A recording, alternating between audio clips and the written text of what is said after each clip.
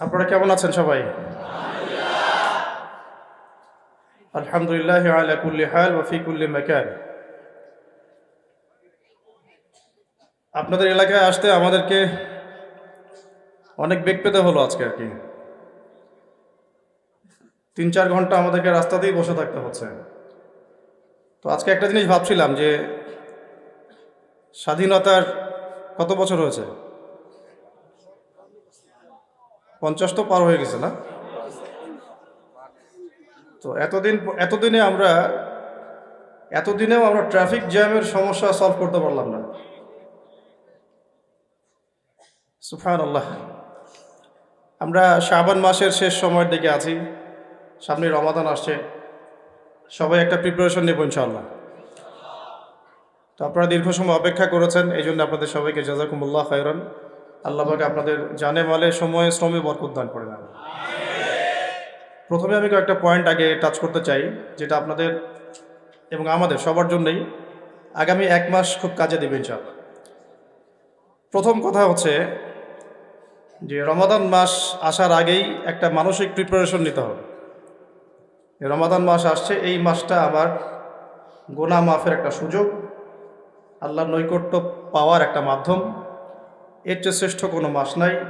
তাই বছরে যা করেছি এখন থেকে খাস তওবা করে আল্লাহর দিকে ফিরে আসা। আল্লাহ পাক তৌফিক দান করেন।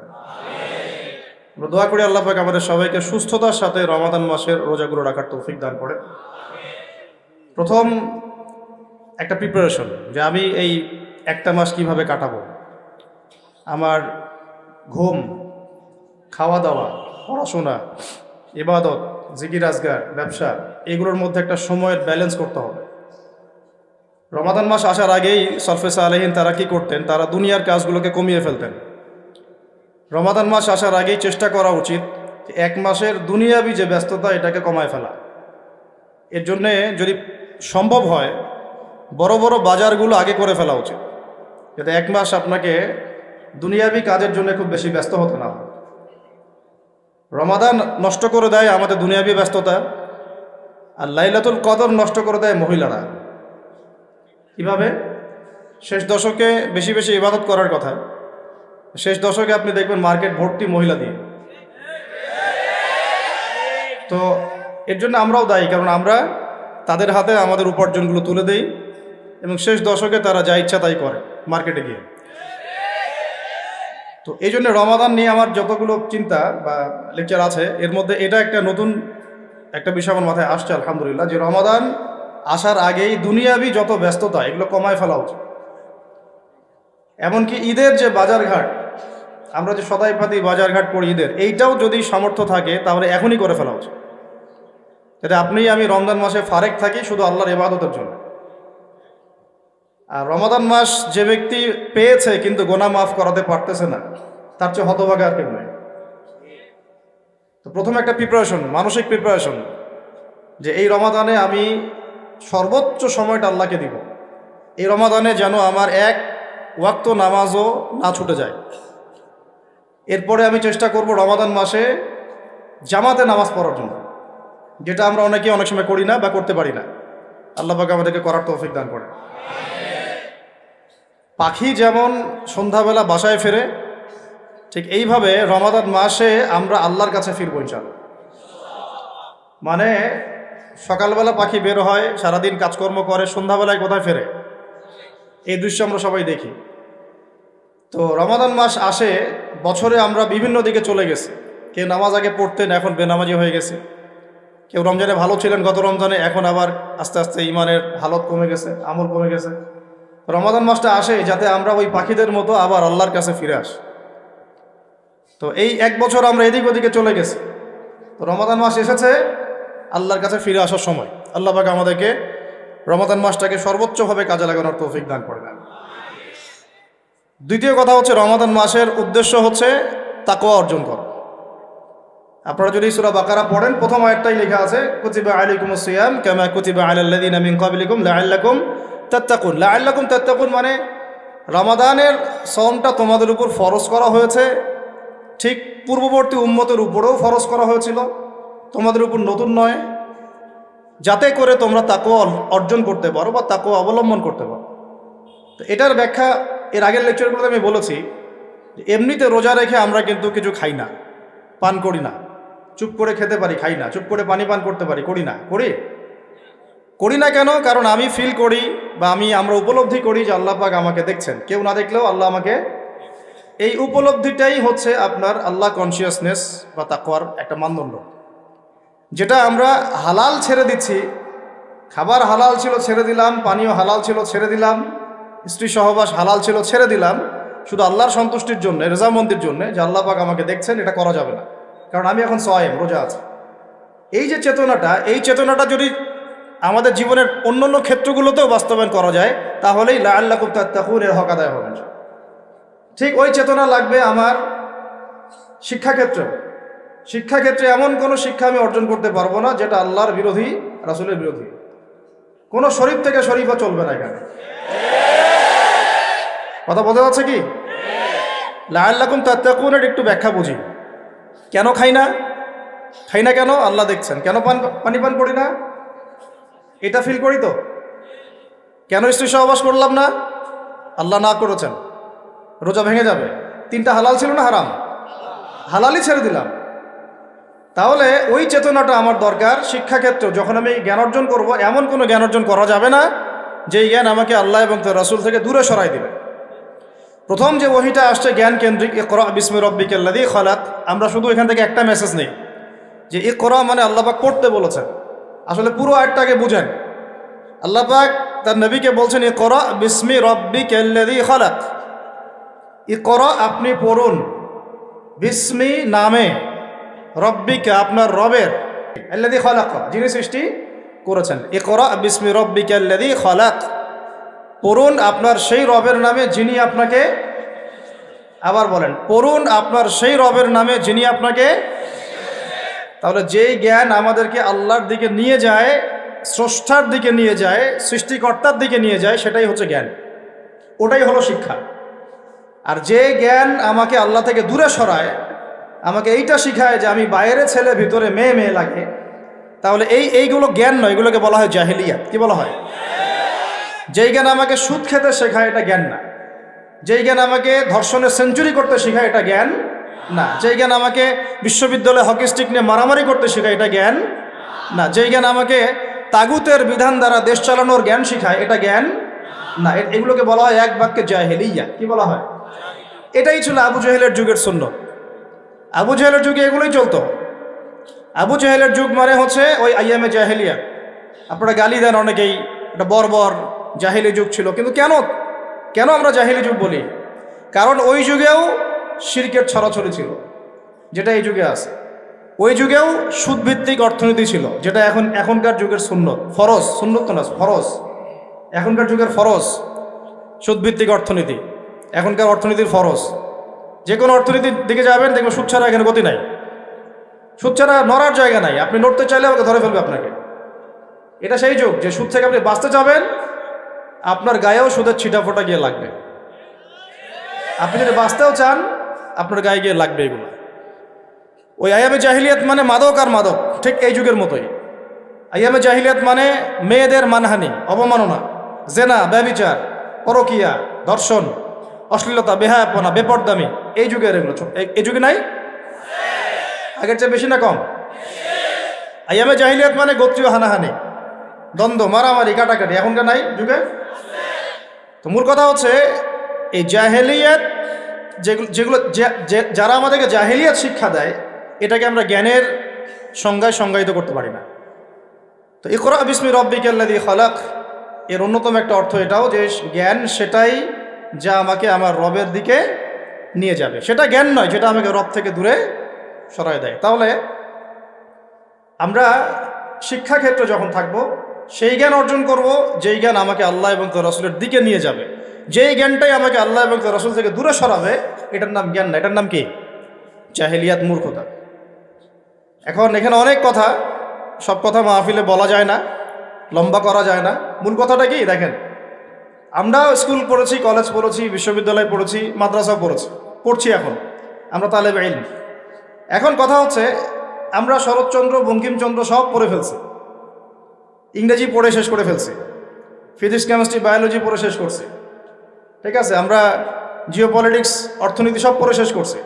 এগুলো আমাদের সিলেবাসে ছিল তাই পড়েছি। কেন পড়েছি? কারণ সিলেবাসে ছিল। না পড়লে কি হবে? পরীক্ষা দিতে পারবো না। পরীক্ষা দিতে না পারলে কি হবে? সার্টিফিকেট আসবে না। সার্টিফিকেট না আসলে চাকরি হবে না। চাকরি না হলে বিয়ে শাদী হবে না।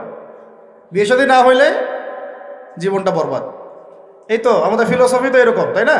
নিজের পায়ে দাঁড়াইতে পারলি না তুই, নিজের পায়ে। এখন এই দুনিয়ার একটা ফিকির দিয়ে, চেতনাটা দিয়ে আমাদেরকে এই 10 থেকে 20 বছর এগুলো পড়তে হলো, আমরা পড়লাম। এখন যদি সিলেবাসের মধ্যে থাকতো নবীর জীবনী সাল্লাল্লাহু আলাইহি ওয়াসাল্লাম, যদি থাকতো কোরআনের তেলাওয়াত, থাকতো আরবি ভাষা, থাকতো কোরআনের তর্জমা, থাকতো নবী সাল্লাল্লাহু আলাইহি ওয়াসাল্লামের অন্তত 1000 হাদিস, অন্তত 1000 হাদিস, থাকতো ইসলামের কিছু ইতিহাস, থাকতো ইসলামী অর্থনীতির কিছু ভিত্তি, থাকতো আকিদা, উসুল এবং ফিকহ। এবং এগুলো না পড়লে আমি পাশ করতে পারতাম না, পাশ না করলে আমার চাকরি হতো না, চাকরি না হলে আমার নিজের পায়ে আমি দাঁড়াতে পারতাম না। তাহলে এই 16 কোটি মানুষ এগুলো শিখতো না? শিখতো না? বুঝাতে পারতেছি? শিক্ষানীতির মূল সমস্যা এখানে। এখানে ইসলাম বিবর্জিত একটা শিক্ষা ব্যবস্থা চালু করা হয়েছে। আর কিছু আইওয়াশ শোডাউন দেখিয়ে দেওয়া হয়েছে, কিছু কিছু টুকরা টুকরা ইসলাম দিয়ে দেওয়া হয়েছে। এগুলো তো থাকলোই। টুকরা টুকরা ইসলাম তো অনেক দূরের কথা। এই কোরআন রমাদান মাসে নিয়ে যদি আপনারা সবাই, আমরা সবাই মসজিদের কোনায় বসে বসে এই কোরআন 30 দিনে 30 খতমও দেই, তবু কিছুই যায় আসে না। বুঝাতে পারি না এই কথা।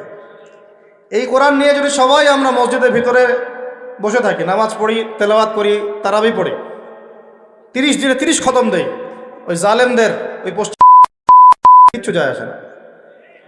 এমনকি আমাদের সমাজের অভ্যন্তরে যে কাফের, ফাসেক, মুশরিক, মুনাফিক আর মুরতাদরা আছে, ওদেরও কিছু যায় আসে না। কিন্তু কখন যায় আসবে? যদি এই কোরআনের একটা বিধান খালি বাস্তবায়ন করা যাইতো, তাহলে যায় আসতো। রমজানে একটা আওয়াজ যদি কেউ তোলে, রমজানে আমরা চাই, এই রমজানে আমরা চাই অন্তত অন্তত আল্লাহর কিতাবের অন্তত একটা বিধান সমাজে বাস্তবায়ন হোক। অন্তত একটা বিধান তো আছে এখানে শত শত। কত আছে? শত শত, হাজার হাজার, হাজার হাজার তো পারেন নাই, পারা যায় নাই, পারবেনও না, এটাও জানি। অন্তত একটা করে আপনারাই বাছাই করেন কোনটা। না, আমি একটা অপশন দিলাম যে ইসলামী শিক্ষা ব্যবস্থা চালু করা হোক, ইসলামী শিক্ষা ব্যবস্থা চালু করা হোক, ইকরা বিসমি রাব্বিকাল্লাযী খালাক, এর বাস্তবায়ন করা হোক।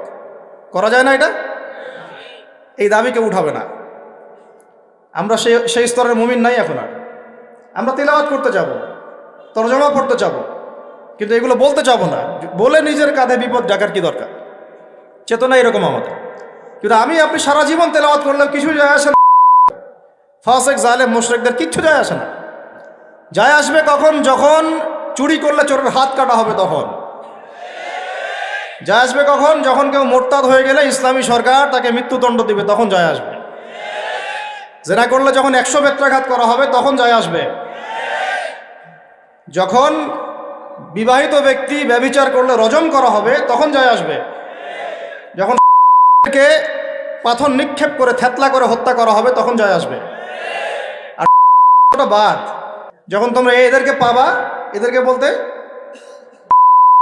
জেনাকার না, মানে যারা, এটা তো বোঝেন আপনারা, যারা হোমোসেক্সুয়াল, যারা ছেলে ছেলে জেনা করে, মেয়ে মেয়ে জেনা করে, ইযা ওয়াজাদতুমুহুম ফাকতুলুল ফাইলা ওয়াল মাফউলা বিহি।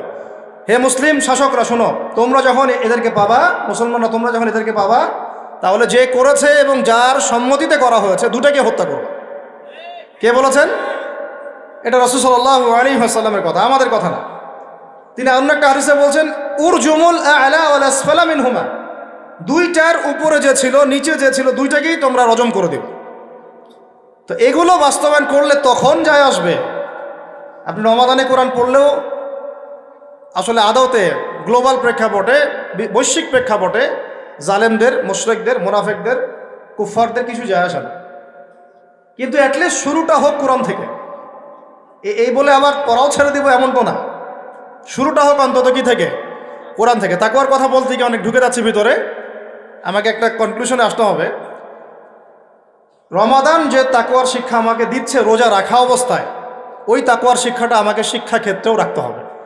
আমাদের বাচ্চাদেরকে, যে বাচ্চাটাকে দেখে মনে পড়লো, আমাদের বাচ্চাদেরকে এমন কোনো শিক্ষায় শিক্ষিত করা যাবে না, একেবারে হারাম করে ফেলতে হবে নিজেদের উপরে, যে এই বাচ্চারা যদি বড় হয়ে বলে বাবা আমি তো ছেলে না, আমার মনটা মেয়ে মেয়ে করে। কি ভয়ঙ্কর একটা সমাজ সামনে আসতে যাচ্ছে, আপনারা কি কল্পনা করতে পারতেছেন? এটা জাস্ট একটা টোকা দিয়ে দেখলো মুমিনদের ইমানের কি অবস্থা। আকাঙ্ক্ষা কি, এজেন্ডাটা কি? এজেন্ডাটা হচ্ছে বাংলাদেশের মতো কান্ট্রিগুলোতে সরকারিভাবে বৈধ করে ফেলা। এটা হচ্ছে একটা এজেন্ডা। আর এটা, এই এজেন্ডা সরকারের না, এই এজেন্ডা হচ্ছে কিছু সুদভিত্তিক এনজিওর। একদম খোলামেলা বললাম আমি, এজেন্ডা হচ্ছে কিছু কিসের? সুদের মহাজনদের। এই কিতাবে আল্লাহ রাব্বুল আলামিন বলেছেন, যে ব্যক্তি সুদ খায় আর যে সুদ ছাড়ে না, সে যেন আল্লাহ এবং তার রাসূলের সাথে যুদ্ধ করছে। নাউযুবিল্লাহ। হাদিসের মধ্যে নবীজি বলছেন, যে ব্যক্তি 1 দিরহাম সুদ খাবে সে যেন 36 বার জেনা করলো। আর একবার জেনা করলে, এই কিতাবের মধ্যে আছে সূরা নূরের 2-3 নম্বর আয়াতে, 100টা লাঠি, 100 লাখ বেত্রাঘাত। 1 বছরের নির্বাসন একবার করলে কি? যুবক যুবতীরা ভালো করে শোনেন, কারণ আপনাদের তো মানে উঠতি বয়স, পা পিছলা এখন বেশি।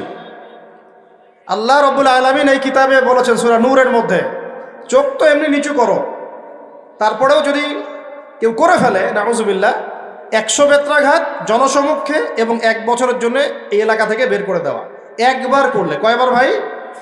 আর নবীজি বলছেন যে 1 দিরহাম সুদ যে খায় সে 36 বার জেনা করলো। কোরআন এক জায়গায়, হাদিস এক জায়গায়, সমাজ এক জায়গায়, বিশ্ব রাষ্ট্র এক জায়গায়। এগুলো লা ইয়াজতামিআন, এগুলো কখনো ম্যাচ করে না। এখন কথা জাস্ট বলে দেই, কারণ আল্লাহর কাছে আমাদেরকে দায়মুক্ত হতে হবে, বা অ্যাটলিস্ট ওজোর পেশ করতে হবে যে আল্লাহ পাক আমরা বলেছি, শুনে নাই, মানুষ শুনে নাই, আমরা বলেছি। ওই হাদিসের কিতাবেই আছে, নবী সাল্লাল্লাহু আলাইহি ওয়াসাল্লাম বলেছেন, আপনারা সবাই হাদিসটা জানেন, আমি শুধু মনে করাই দিচ্ছি। আপনার নবী বলেছেন, মুহাম্মদ সাল্লাল্লাহু আলাইহি ওয়াসাল্লাম বলেন, সাল্লাল্লাহু আলাইহি ওয়াসাল্লাম, যে ব্যক্তি সুদ খায়, সুদের এই 70টা পাপের সবচেয়ে নিচের পাপ, সে যেন তার মাকে বিয়ে করলো। একটু কল্পনার জগতেও কি আপনি যাইতে পারবেন যে আপনি আপনার মায়ের সাথে বিছানায় শুয়ে আছেন? নাউযুবিল্লাহ, আস্তাগফিরুল্লাহ। হ্যাঁ, কখনো কি কল্পনা আসতে পারবে এটা আপনার? বলেন, আমার কথায় মাইন্ড করতেছেন? মানুষকে বুঝাইতে পারি না আমি, এটা আমাদের ব্যর্থতা, আমরা বুঝাইতে পারি না। কিভাবে বললে মানুষ বুঝবে, এটা আমাদেরও বুঝে আসতেছে না। চিন্তার জগতে চোখ বন্ধ করে কি কল্পনা করতে পারবেন যে আপনি আপনার মায়ের সাথে নাউযুবিল্লাহ সেই কাজ করতেছেন যা আপনি আপনার স্ত্রীর সাথে করেন? পারবেন? আর নবীজি বলছেন, আপনার নবী, যে ব্যক্তি সুদ খায়, সুদের পাপের 70টা শাখা আছে, তার সবচেয়ে নিচের শাখাটাই হচ্ছে এইটা। নাউযুবিল্লাহ। আমরা এই 90% মুসলমানের দেশ না এটা এখন, এটা বরং এখন 50% মুনাফিকের দেশ। আর 90% মুসলমান নাই। মানুষ কাদিয়ানি হইতে খ্রিস্টান হইতে এখন 80%ও নেমে আসছে মুসলমানের হার। আপনারা হয়তো জানেনও না, কারণ এইখানকার এলাকার মানুষ তো আপনারা বুঝবেন না। পার্বত্য অঞ্চলে যান, বর্ডার এলাকাগুলোতে যান, উত্তরাঞ্চলে যান, দেখবেন বহু মানুষ ইসাই মুসলিম হইতেছে দিন দিন, বহু মানুষ কাদিয়ানি হইতেছে দিন দিন, বহু মানুষ ধর্ম ত্যাগ করে খ্রিস্টান হয়ে যাচ্ছে, গ্রামের পর গ্রাম। অবস্থা ভয়াবহ। আর আমরা কি নিয়ে পড়ে আছি বলবো? ওই যে জোরে আমিন বলবেন না আস্তে? হ্যাঁ, ওই যে আপনি পায়ে পা লাগাচ্ছেন কিভাবে? গোড়ালি মিলাবেন না কেনি আঙ্গুল মিলাবেন? আপনি হচ্ছে একটা কি, হাত উঠানো নামানো, হাত বাঁধা না বাঁধা। আমাদের এক ভাই বলেন, উনিও মুফতি মানুষ, উনিও মাশাআল্লাহ অনেক বড় মুফতি বাংলাদেশের। উনি বলেন যে ভাই, আমার একটা জিনিস বুঝে আসে না, মানুষ তর্ক করতেছে, আমিন জোরে বললো না আস্তে বললো, তা আমি আমিন বলিই নাই ভাই, আমি জোরেও বলি নাই আস্তেও বলি নাই। এখন কেউ আছে পৃথিবীতে, কেউ আছে জন্ম নিয়েছে যে আমাকে ফিকহের উসুল থেকে প্রমাণ করে দিবে যে আমার নামাজটা হয় নাই?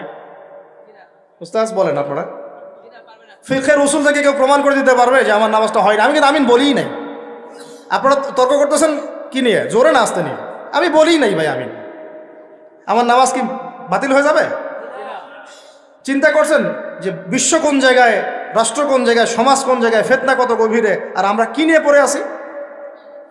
মানুষকে এগুলোতে ব্যস্ত রাখার জন্য কিছু মানুষ ইচ্ছাকৃতভাবে পিছনে লাগিয়ে দেওয়া আছে, মুসলমানদের মাঝে বিভক্তি লাগানোর জন্য। এটা একটা সূক্ষ্ম এজেন্ডা, আপনারা বুঝতে পারতেছেন না। কয়দিন আগে দেখেন নাই শুনে কথা হয়েছিল, এখন ঠান্ডা, সব চুপচাপ, মুখে একদম চুপ, কোনো কথা নাই। তারপরে আসলো শিক্ষা নীতি নিয়ে আমরা কথা বললাম, এখন চুপ, সব চুপ, কোনো কথা নাই। তারপরে নিয়ে অনেক সরব ছিলাম, একদম চুপ, কথা নাই। এখন আস্তে আস্তে অন্য অন্য মাসালা, এখন কথা হবে 8 টাকা আর 20 টাকা নিয়ে। ঠিক আছে, রমজান আসছে, রমজানে যে লাআল্লাকুম তাত্তাকুন, জীবনের সব ক্ষেত্রে তাকওয়া অর্জন করো, ওই শিক্ষা তো আপনি আলোচনায় আনবেন না, কারণ আপনাকে ব্যস্ত রাখবে 8 টাকা আর 20 টাকা। আর কিছু ফেসবুকের ইউটিউবার আছে, ওর দরকার ভিউজ, ও একজনের সাথে আরেকজনকে লাগাই দিবে। হ্যাঁ, একটা টাইটেল দিবে, অমুক আলেমের বিরুদ্ধে যা বললেন তমুক আলেম, আলেমে তখন একটা দ্বন্দ্ব, আমার সাথে, আমার ব্যাপারে এই কথা বললো, আমি একটা কথা বলে দেই। আমরা যে ভাই এত কমন সেন্সিন জাতি হয়ে গেছে দিন দিন, এগুলো দেখতে দেখতে আমরা খুবই বিব্রত এবং খুবই হতাশ।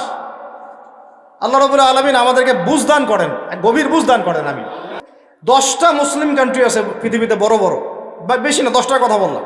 এই 10টা কান্ট্রি যদি একসাথে হয়, এদের সামরিক সৈন্যের সংখ্যা, অস্ত্রের সংখ্যা, আপনার ওই রাষ্ট্রের মজুদকৃত গ্যাস এবং তেলের পরিমাণ, জিডিপি, এগুলো ওই পশ্চিমা বিশ্বের 25টা কান্ট্রি একসাথে হইলেও পারবে না। কিন্তু আল্লাহু আকবার, কিন্তু এই 10টা কান্ট্রিকে আপনি একসাথে বসাইতে পারবেন না। এখন পর্যন্ত একসাথে একটা ফোর্স গঠন করতে পারলো না, বিরুদ্ধে কোনো ব্যবস্থা নিতে পারলো না, কোনো চাপ প্রয়োগ করতে পারলো না, ইভেন পণ্যটুকু বয়কট করতে পারলো না, গ্যাস বন্ধ করতে পারলো না, তেল সাপ্লাই বন্ধ করতে পারলো না। এখন পর্যন্ত বাণিজ্য এগুলো সব চলতেই আছে। আর আমরা তো মাশাআল্লাহ পড়ে আছি, বাংলাদেশের মানুষ আমিন, ফাতিহা, সূরা ফাতিহা, আমিন, জানাজার নামাজ, রফুলিয়া দেন, পায়েপা, আর কি 8 টাকা 20 টাকা, আমাদের তো ভাই দিন এইটুকু। আর এইটুকু ঠিক না হলে আমার আকীদা সহি হচ্ছে না, তাই না বিষয়টা? এইটুকু তার মনের মতো ফতোয়ায় না যেতে পারলে আমার আকীদা সহি না। যতক্ষণ পর্যন্ত ওর মনের মতো, ওর ফিকহি আমি না বুঝতে পারতেছি, ততক্ষণ পর্যন্ত আমার আকীদাও ঠিক হয় নাই। সুবহানাল্লাহ, এই হলো অবস্থা আমাদের। তো ফিকহের ক্ষেত্রে এইরকম সংকীর্ণ মানুষরা যখন হাদিস, উসুলে হাদিস, আকীদা, উসুলে ফিকহের মতো দায়িত্ব নিয়েছে, তখন তো দিনের এই অবস্থা হবে। ওই দিকে যাচ্ছি না, ওটা আপনারা বুঝবেন না, উলামায়ে কেরামদের সাথে আমাদের কথাই বলে। কথা হচ্ছে বড় বড় এজেন্ডাগুলোকে বাদ দিয়ে আমরা এগুলো নিয়ে ব্যস্ত হয়ে আছি। ওই ভাইয়ের কথা বলছেন, সে বলছে যে ভাই আমি ওই হাত বাঁধা নিয়ে যে গন্ডগোলটা করে, উপরে আর নিচে ইত্যাদি ইত্যাদি, তো বলছে ভাই আমি হাত বাঁধি না। শোনার পর থেকে আমি হাত বাঁধাই বন্ধ করে দিয়েছি। এখন হাত কেউ যদি না বাঁধে নামাজে, তার নামাজটা বাতিল হয়ে যাবে, উসুল থেকে আমাকে প্রমাণ করে দিতে পারবেন? তাহলে বুঝেন আমরা কোন কোন বিষয়ে ব্যস্ত আছি। ফেসবুক, ইউটিউব বন্ধ করেন, পত্রিকা পড়েন, বিশ্বের মিডিয়াগুলো রিসার্চ করেন। আর এখনকার বিশ্বের বড় বড় মিডিয়াগুলো কিন্তু ওরা নিয়ন্ত্রণ করে, তাই আমাকে ভালো করে অ্যানালাইসিস করতে হবে কোন মিডিয়া থেকে আপনি তথ্য নিচ্ছেন। ওরা যদি আমার একটা মূলনীতি মেনে চলে, ওরা যদি কাউকে বলে এ মিথ্যাবাদী, ধরে নেবেন সে সত্যবাদী। বুঝতে পারেন এই কথা? ওরা যদি কাউকে বলে অমুক মুসলিম সন্ত্রাসী, বুঝে নেবেন এই মুসলিম জান্নাতে যাইতে পারে ইনশাল্লাহ। ওরা যদি কোনো মুসলমানকে বলে এরা মৌলবাদী, বুঝবেন এরাই পাক্কা মুসলমান। ওরা যদি কোনো দেশকে বলে এরা মোল্লা, বুঝবেন এরাই পাক্কা মুসলমান। মানে এটা সেই যুগ যে সত্যকে মানুষ মিথ্যা বানাবে, মিথ্যাকে কি করবে? সত্য বানাবে। এটা কিতাবুল ফিতান পড়েন, বুঝবেন। এদেরকে আমি এইভাবে মানদণ্ডে রেখে দিয়েছি। যদি বলে অমুক খারাপ, বুঝবেন ভালো না, ও ভালো।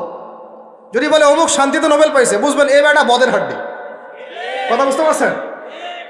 ওই যে মিয়ানমারের একজন রেদি ছিল নোবেল, মনে আছে? হাজার হাজার মানুষরা মারলো, ওরে দিল শান্তিতে নোবেল।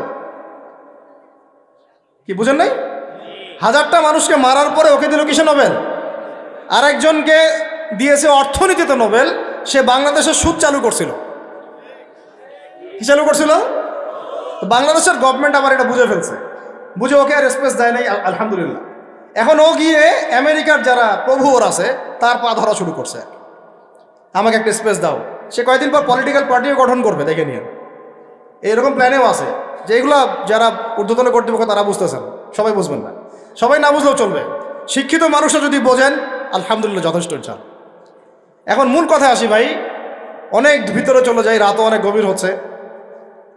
আর আমাদের একটা বড় হায়াত খেয়ে ফেলতেছে ঢাকার রাস্তাঘাট আমাদের জীবনে একটা বড় হায়াত খেয়ে ফেলতেছে। 3 ঘন্টা 4 ঘন্টার ট্রাফিক জ্যাম আমাদের ডেইলি রুটিন হয়ে গেছে। কথা একটা আসলে বলে ফেলি, ট্রাফিক জ্যামে যদি পড়েন, ওই সময় তাসবিহ তাহলিলগুলো করবেন বেশি বেশি করে। ওই সময় বসে বসে এক পারা কোরআন তেলাওয়াত করে ফেলবেন, একটা লেকচার রেডি করে ফেলবেন, একটা বই পড়ে ফেলবেন, সময়টা কাজে লাগাবে। আজকে ট্রাফিক জ্যামে বসে আমি যা দেখলাম, আপনাদের শুনলে চোখ চোখ ছানা বাড়া হয়ে যাবে। ট্রাফিক জ্যামে গাড়ির ভিতরে গান ছেড়ে দিয়ে নাচানাচি করতেছে। মানুষের কি অবস্থা! আমি বলি না, এমনি বলি না যে Dhaka the city of Akhiruzzaman, এখানে এমন কোনো পাপ নাই যেটা হচ্ছে না, এমন কোনো পাপ নাই। সুদ, চরমে সুদ, চরমে দুর্নীতি, চরমে ক্ষমতার একটু দাপট আছে, একদম মাজলুমের উপর যা জুলুম হচ্ছে, জুলুম করতে কেউ বাদ রাখি না। এমনকি দেখা যায় রাস্তার যে মিসকিন ফকির, ওরাও বিশ্বাস করা যায় না ওকে টাকা দেওয়া যাবে কি যাবে না। হিজরা ছিল না, অপারেশন করে হিজরা হয়েছে, যাতে সারা জীবন কোনো কাজ করা না লাগে। তারপরে আপনাকে এসে বলবে হাত নাই, ভিতরে একটা হাত আছে, আপনি দেখতে পারতেছেন। পা ইচ্ছা করে একটা অপারেশন করছে, যাতে সারা জীবন একটু খোঁড়ায় খোঁড়ায় হাঁটতে হয়, কোনো কাজ করা না লাগে। আমি এমনও দেখছি একটা বাচ্চাকে নিয়ে শোয়া রাখছে রোদের মধ্যে। আমি গিয়ে বললাম যে কি হয়েছে বাচ্চা? অসুস্থ। তো মায়া দয়া করে আমরা তো কিছু দান করে দিয়ে আসলাম। পরে আমাকে আরেক ভাই বলতেছে, ভাই আপনি কি করলেন এটা? কেন, কি হয়েছে? কি করবে জানেন, এই বাচ্চা তো অসুস্থ না, এই বাচ্চাকে ঘুমের ওষুধ খাওয়াইছে। ওই বাচ্চাকে ঘুমের ওষুধ খাওয়াইছে, রোদে শোয়ায় রাখছে, মানুষকে দেখাবে অসুস্থ, টাকা দেন। টাকা নিয়ে ওটা যে টাকাটা দিন শেষে হবে এর একটা অংশ দিবে ওই বাচ্চার বাপকে আর মাকে। ওই বাচ্চা তার নিজেরও না। বুঝতে পারলাম বিষয়টা? এত বুদ্ধি বাঙালির মাথায়, সুবহানাল্লাহ। তো এই ঢাকা শহর থেকে সবচেয়ে আগে বিদায় নিয়েছে বিশ্বাস, তারপর বিদায় নিয়ে চলে গেছে আমানতদারিতা। উপর থেকে নিচ পর্যন্ত খালি খেয়ানত আর খেয়ানত, যেখানে যাবেন খালি খেয়ানত। এখানে অমুক এতটুকু না দিলে কাজ হয় না, ওই টেবিলে তল দিয়ে এতটুকু না দিলে কাজ হয় না, ফাইল নড়ে না, কাজ হয় না। আর এখানে এইসব জায়গায় এমন কিছু মানুষকে বসানো হয়েছে, সুবহানাল্লাহ, দাড়ি টুপি পাগড়ি জুব্বা দেখলেই ওদের মনে চুলকানি শুরু হয়ে যায়, চুলকানি শুরু হয়ে যায়। আমাদের মতো মানুষদেরকেও দেখা যায়, আমাদের মতো মানুষদের স্ত্রীরা যখন যায় কোনো কাজে, জরুরি কোনো কাজ, এনআইডি কার্ড করতে হবে ইত্যাদি ইত্যাদি, মানে পারলে বোরখাটা খুলে দেখবে কি আছে ভিতরে। এত ছোট লোক, এত ছোট লোক। তো সুযোগ পাইলে হাতছাড়া করতে চায় না। পরে আমরা যখন গিয়ে চার্জ করি তখন বলে হুজুর ভুল হয়ে গেছে, মাফ করে দেন। মানে মগের মূল্য পাইছে অনেকে। তবে এইসব মগের মূল্য বেশি দিন টিকবে না ইনশাআল্লাহ, বেশি না। অপেক্ষা করতে থাকেন, সময় যেভাবে সামনে যাচ্ছে আল মাহদি আসার সময় হয়ে গেছে ইনশাআল্লাহ। বেশি দিন নাই, কতদিন আল্লাহ ভালো জানেন, আমরা বলতে পারবো না। কিন্তু পরিস্থিতি যা বুঝতেছি, 100 বছর হয়ে গেছে খেলাফত হারানোর। কত বছর? আর প্রত্যেক 100 বছর পর পর বিশ্বে বড় কিছু হয়। এটা একটা আল্লাহ রাব্বুল আলামিনের দেয়া একটা সুন্নাহ। 100 বছর পর পর বড় কিছু হয়, খেয়াল করে দেখবেন, আপনার ইতিহাস পড়ে দেখবেন। যাই হোক ভাই, অনেক ডিপে না যাই। তাকওয়া শুধুমাত্র আমার রোজা রাখায় না, আমাকে শিক্ষা নীতি যেটা অবলম্বন করব সেখানেও তাকওয়ার পরিচয় দেওয়া লাগবে। এমন শিক্ষা শিখবো না যে শিক্ষা আমাকে আল্লাহ থেকে দূরে সরায়, নবী থেকে দূরে সরায়। এখানেই কথা বলতে গিয়ে এখানে চলে আসছিলাম যে ভাই, আল্লাহর ওয়াস্তে রোজা রেখে আমরা কেউ সুদ না খাই। রাজি আছেন তো ইনশাআল্লাহ? কোনো দুর্নীতি না করি, কোনো ঘুষ না খাই, কোনো রকমের খারাপ কাজে লিপ্ত না হই, কবিরা গুনাহগুলো ছেড়ে দেই, ফাহেসা কাজগুলো ছেড়ে দেই, যে অনর্থক যেগুলো কাজ এগুলোতে কোনো ফায়দা নাই ছেড়ে দেই। আল্লাহ পাক আমাদেরকে রোজা রাখার মতো রাখার তৌফিক দান করেন। এখন শিক্ষা ক্ষেত্রে আপনি তাকওয়া অবলম্বন করলেন, আল্লাহকে ভয় করলেন, আমি এমন শিক্ষা শিখবো না যেটা আল্লাহ নিষেধ করছেন, নবী নিষেধ করছেন। এখন আপনি চলে গেলেন আপনার এই পারিবারিক জীবনে গিয়ে কি তাকওয়ার পরিচয় দেওয়ার দরকার নাই? নাকি হলে নামাজ, রোজা, হজ, যাকাত আর তাসবিহ তাহলিলের মধ্যেই তাকওয়া, পরিবারের মধ্যে তাকওয়া থাকবে না? তাহলে আমাকে একটা উত্তর দেন যে আমার পরিবারে আমি বাবা, আমার ছেলে নামাজ কেমন করে পড়ে না, কিভাবে? এখানে তাকওয়া থাকলো না? আমার পরিবারে আমি কর্তা, আমার পরিবারের লোকজন নামাজ পড়ে না, তাহলে এটা কি তাকওয়ার পরিচয় হইল? আমার পরিবারে আমি তাহাজ্জুদ গুজার আর নাউজুবিল্লাহ আমার বোন, আমার মেয়ে বেপর্দায় বাইরে চলে, তাকওয়ার পরিচয় হইল? আমার পরিবারে আমি কর্তা, নামাজ পড়ি, রোজা রাখি, মাশাআল্লাহ, হজ করছি আমি, মাশাআল্লাহ, জাকাতও দেই, উমরাও করি বছর বছর, কিন্তু আমার পরিবারে হারাম টাকা ঢুকতেছে, এটা কি তাকওয়া হইল? আমার পরিবারে সুদ ঢুকতেছে, তাকওয়া হইল? আমার পরিবারে ভিসিআর, সিডি, ডিভিডি, এই যে ইন্টারনেট সেকশন, স্টার জলসা, জি বাংলা, অমুক তমুক সব চলতে আছে, এটা কি তাকওয়ার পরিচয় হইল? আমার পরিবারের মধ্যে আমার পরিবারের মধ্যে আমার ছেলে মেয়েরা কিশোর গ্যাংয়ে যোগ দিচ্ছে, তাকওয়ার পরিচয় হইল? টিকটক জেনারেশন হয়ে গেল, এটা কি তাকওয়ার পরিচয় হইল? আমার পরিবারে সংস্কৃতি পশ্চিমাদের থেকে ধার করে নিচ্ছি, পোশাক আশাক, চলাফেরা, খাওয়া দাওয়া, ওঠা বসা সব ওদের আদলে, এটা কি তাকওয়ার পরিচয় হইল? তাহলে আল্লাহর ওয়াস্তে ভাই, লাআল্লাকুম তাত্তাকুন, এটা পরিবারেও বাস্তবায়ন করার চেষ্টা করেন। আল্লাহ পাক তৌফিক দান করেন। কিভাবে করব? পরিবারে প্রত্যেক সদস্যকে নামাজি হইতেই হবে, মাস্ট। নামাজ নাই ইসলাম নাই, সোজা কথা। নামাজ নাই ওর ভাত বন্ধ, নামাজ নাই ওর খরচাপাতি দেওয়া বন্ধ, নামাজ নাই আমার ছেলের সাথে আমার কোনো সম্পর্ক নাই, নামাজ নাই আমার মেয়ের সাথে আমার কোনো আতাত পীড়িত নাই, নামাজ নাই আমার স্ত্রীর সাথে আমার কোনো ওঠা বসা চলাফেরা নাই। একদম কঠোর হয়ে যান। পরিবার আপনি কর্তা, আপনার এক কথায় পরিবার চলবে, এক কথায় উঠবে, এক কথায় বসবে। ইনশাআল্লাহ পরিবারের কর্তা আপনি, এক কথায় পরিবার উঠবে, এক কথায় বসবে। আমি আমার স্ত্রীকে পর্দায় রাখবো, কোনো মায়ের বেটার ক্ষমতা আছে ওকে বেপর্দায় বাইরে বের করবে? ও যদি বের হয় ওর সাথে আমি সম্পর্কই রাখবো না, তালাক দিয়ে রেখে দিব, শেষ। শেষ কথা, খালাস, কুল্লু খালাস, এখানে শেষ। একদম সোজা মাসালা, কোনো দরকার নাই। এগুলো করতে গেলে কি হবে জানেন? লায়ে দিতে দিতে দিতে দিতে একদিন দেখবেন যে পরিবার গেছে আল্লাহর থেকে দূরে চলে গেছে। আপনি আর আমি, আল্লাহ না করুক, দুনিয়াতে নাই, আপনার জন্য দোয়া করারও কোনো মানুষ নেই। এবং আল্লাহর কাছে আপনাকে দ্বারা হিসেব দেওয়া লাগতেছে, কারণ কু আনফুসাকুম ওয়া আহলিকুম নার, আল্লাহ পাক আগেই বলে দিয়েছেন। সূরা তাহরিম খোলেন, 6 নম্বর একটা পড়েন। আল্লাহ পাক বলছেন, ইয়া আইয়ুহাল্লাযীনা আমানু কু আনফুসাকুম, নিজে বাঁচো জাহান্নামের আগুন থেকে, ওয়া আহলিকুম নার, তোমার পরিবারকে জাহান্নামের আগুন থেকে বাঁচো। তাহলে তাকওয়ার শিক্ষাটাকে শুধু এই 24 ঘন্টা রোজার মধ্যেই রাখবো, না আমার শিক্ষা পরিবারের মধ্যেও থাকবে? থাকবে তো ইনশাআল্লাহ? পরিবারের সবাই 5 ওয়াক্ত নামাজি হবে তো ইনশাআল্লাহ? পরিবারে কে বেপর্দায় চলবে? কোনো সুযোগ দিবেন? পরিবারে বরং কোরআন শিক্ষা বাধ্যতামূলক করবেন। পরিবারে প্রত্যেক সদস্যের কোরআন শিক্ষা বাধ্যতামূলক। এখানে কি সরকার এসে ধরে নিয়ে যাবে আপনাকে? কেউ মামলা দিবে? পরিবারে বাধ্যতামূলক। আমার পরিবারের মধ্যে কোনো প্রকার ওই বাহিরের সংস্কৃতি চলবে না, ইসলামী সংস্কৃতি চলবে। আমার পরিবারে কোনো রকম ছিটা ফোটাও রিজিক হারাম ঢুকবে না। আমাদের বাসায় অনেকে হাদিয়া তোফা পাঠায়, কেউ ভালো নিয়তে পাঠায়, কেউ খারাপ নিয়তে পাঠায়। এমনও হয়েছে, এটা বললে আপনারা বিশ্বাসও করবেন না, খাবার টাবারের মধ্যে ওই যে তাবিজ কবজ জাদুটোনা করে না, বানটোনা মারে, এইগুলা করেও আমাদেরকে খাওয়ানোর চেষ্টা করছে মানুষ। বুঝছেন কথা? শত্রু শুধু ডাইনে বামে না, উপর নিচে ভিতরে বাইরে সব জায়গায় আছে, মানে বন্ধু রূপে ঢুকে যাবে ভিতরে, বুঝতেই পারবেন না। তো এরাও সেটা জানে না যে আমাদের কাছে, আমাদের সিনার মধ্যে কোরআন আছে। কি আছে?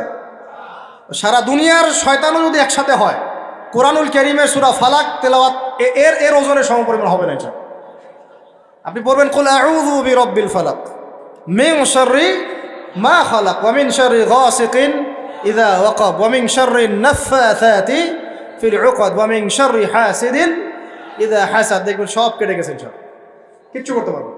তো বলতে চাচ্ছিলাম, আমরা বাসায় কিছু হাদিয়া আসলে আগে 3 বার জিজ্ঞাসা করে কে পাঠাইছে, কোত্থেকে আসছে। এটা তো বাসায় ছিল না, আমি তো কিনি নাই, আমি তো বাজার করি নাই, কে নিয়ে আসলো। হাদিয়া তোফা নেওয়ার ক্ষেত্রেও সাবধান থাকবেন, হারাম উৎস থেকে যেন হাদিয়া না ঢোকে। আমি মিরপুরের একজন ওস্তাদের কাছে একদিন একটা প্রয়োজনে গিয়েছিলাম। কওমি মাদ্রাসার একজন বড় মুবাল্লিগ আলেম, আমি নাম বলতে চাচ্ছি না, অনেক বড় একজন আলেম। তিনি হজের সফরে গিয়েও বাহির থেকে কোনো খাবার কিনে খান না। সুবহানাল্লাহ। খাবার নিয়ে যায় সাথে করে, আর যদি খেতেই হয় তাহলে ফল খায়। কি খায়? ফলমূল খায়, জুস খায়। যেটা কোনো ধরেন মুরগি বা খাসি বা গরু, এগুলো সে খায় না। আমি জিজ্ঞাসা করলাম, ওস্তাদ কেন খান না? উনি বলছেন যে আমি তো জানি না এটা আল্লাহর নামে জবাই করা হয়েছে না আল্লাহর নাম ছাড়া জবাই করা হয়েছে। মানুষের তাকওয়ার লেভেল এত উঁচুতে আছে, আমার তো কল্পনাও ছিল না। সুবহানাল্লাহ। আমাকে বলছে, আদনান এইসব না করলে কোনো উপায় আছে এই যুগে বাঁচার? এই যুগে হালাল খাওয়ার কোনো উপায় আছে এগুলো ছাড়া? বেচারা ফল খেয়ে থাকে, তাও জবাই করা বিষয় খাচ্ছে না। বাজারে গিয়ে সরাসরি মুরগি কিনে না, আগে দাঁড়ায় থেকে নিজে জবাই করে নিজের হাতে, তারপরে কিনে নিয়ে আসে। আর এই যে হজের মৌসুমে উমরা দেখবেন, যত ওই যে ফাস্টফুড আপনার ব্রয়লার এইটা ওইটা খাওয়াচ্ছে, কে জানে কে জবাই করছে, আল্লাহর নাম নিচে বানায় নাই, জানেন আপনি? এইটা একটা সন্দেহের বিষয়। যারা মুত্তাকি মানুষ তারা এগুলো থেকে বেঁচে থাকে। সুবহানাল্লাহ। যদি এটা মাসালা নিয়ে ওলামা ইকরামদের মধ্যে ইখতিলাফ আছে। আমি বলতে চাচ্ছি, উনার একটা মিসাল দিলাম যে এরকমও তাকওয়াবান মানুষ বাংলাদেশে আছে, যে একটা খাবার মুখে ঢুকাবে তার আগে জিজ্ঞাসা করে এই খাবারটা আসছে কোথা থেকে। তা আমরা পরিবারের মধ্যে কি হারাম ঢুকাবো ভাই? তওবা করা যায় যে আমরা জীবনে কোনোদিন সুদ খাবো না ইনশাআল্লাহ? বিশ্বাস করেন 16 কোটি জনগণ যদি খাস তওবা করে খালি যে আমরা সুদের সাথে কোনো সম্পর্ক রাখবো না, সুদ খাবো না, সুদ দিব না, সুদের সাক্ষীও থাকবো না, সুদ লিখেও রাখবো না। সুদের সাথে সম্পৃক্ত 4 শ্রেণীর মানুষ যাদেরকে আল্লাহর রাসূল সাল্লাল্লাহু আলাইহি ওয়াসাল্লাম লাআনত করেছেন, আমরা এদের সাথে কোনো সম্পর্ক রাখবো না। এইটা যদি মানুষ যদি শপথ করতে পারে, যত রকম সুদী এনজিও আছে লেজ গুড়ায় পশ্চিমে পালায় যাবে ইনশাআল্লাহ। যেখান থেকে আসছে ওখানে পালায় যাবে। কিন্তু দুর্ভাগ্যজনক হচ্ছে আমরা নিজেরাই এই সুদের সাথে সম্পৃক্ত হয়ে গেছি। ঘরে ঘরে সুদ ঢুকে গেছে, কেউ এটাকে হারাম মনেই করতেছি না। আল্লাহ পাক যেটাকে বলছেন যে যেটা করলে আল্লাহর সাথে যুদ্ধ করা হয়, নবীর সাথে যুদ্ধ করা হয়, আমরা এখন বেশিরভাগ মানুষ আল্লাহর সাথে যুদ্ধ করছি, নবীর সাথে যুদ্ধ করছি। 36 বার করে জেনা করতেছে, 1 দিরহাম সুদ খাওয়ার বদৌলতে মায়ের সাথে জেনা করতেছে। আপনাদেরকে কল্পনা করতে বলছিলাম, কেউ কি কল্পনাও করতে পারবেন মায়ের সাথে কেউ এরকম কাজ করতেছে? নাউযুবিল্লাহ, পারবে বলেন? কিন্তু আমরা এই কাজগুলো করতেছি। সুদ মানেই মায়ের সাথে জেনা করা। যুবক ভাইদেরকে বলতেছে, রিজিক আল্লাহ দিবে ইনশাআল্লাহ। কে দিবে? রিজিকের ফয়সালা জমিনে হয় না, হয় আসমানে। আপনার কয়টা বাচ্চা হবে, কার সাথে আপনার মানে বিবাহ হবে, কত বছর আমরা পৃথিবীতে থাকবো, কি খাবো না খাবো, মানে আমার এলেমও কিন্তু রিজিকের অন্তর্ভুক্ত। দিনের খেদমতে আমরা কতটুকু কী করতে পারবো, সব তাকদিরে লেখা হয়ে গেছে আমাদের সৃষ্টির 50,000 বছর আগে। কত বছর আগে? ব্যাস, এটা দুনিয়াতে রিজিক লেখা হচ্ছে না, আসমানে রিজিক হচ্ছে, আসমানে। এই যে লাইলাতুল কদর আসতেছে, এখানে আবার ভাগ্য নবায়ন হবে, 1 বছরের বাজেট পেশ হবে আর কি। আর লাইলাতুল কদর তো আমরা মার্কেটে শেষ করে দেই, মার্কেটে করি না শেষ দশকে বাইরে যাওয়া একদমই যাবে না। প্রথমের দিকে যাও টুকটাক যান, শেষ দশকে মসজিদে থাকবেন ইনশাআল্লাহ। বেশি সময় পারলে ইতিকাফ করবো, না পারলেও বেশি সময় মসজিদে থাকবো ইনশাআল্লাহ। আর 21, 23, 25, 27, 29 এই 5টা রাত কমপক্ষে জাগতে হবে ইনশাআল্লাহ। রাজি আছি ইনশাআল্লাহ? প্রিয় ভাইরা, লাআল্লাকুম তাত্তাকুনের শিক্ষা শুধুমাত্র আমার রোজার মধ্যে নয়, আমার শিক্ষার মধ্যেও থাকবে, আমার পরিবারে থাকবে, আমার অর্থনীতির মধ্যেও থাকবে। এই ব্যবসায়ী ভাইদেরকে সতর্ক করতেছি, শুনেন, ব্যবসা অনেক জটিল, অনেক কঠিন। ইসলাম মেনে ব্যবসা করা অনেক কঠিন।